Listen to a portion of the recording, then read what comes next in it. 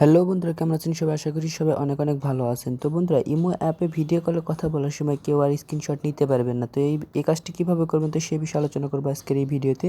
তো বেশি কথা না বাইরে চলেন ভিডিওটি শুরু করা যাক। তো এই জন্য সর্বপ্রথম আমাদের আসতে হবে ইমো অ্যাপে।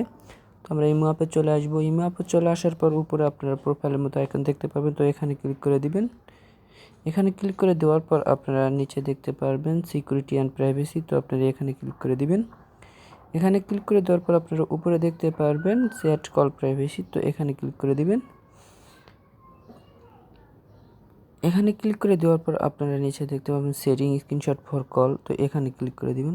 ব্লক স্ক্রিনশট ফর কল, এখানে ক্লিক করে দেওয়ার পর আপনারা এটা পারমিশনটা অন করে দিবেন। তো এই পারমিশনটি অন করে দেওয়া মাত্র আপনারা যখন ভিডিও কলে কথা বলবেন তখন আর কেউ স্ক্রিনশট নিতে পারবে না। উপরে আপনারা লোগো দেখেন, এখানে লোগোর মাধ্যমেও বোঝানো হয়েছে।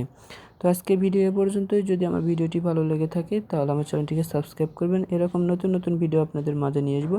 তো ভালো থাকুন, সুস্থ থাকুন। আল্লাহ হাফেজ।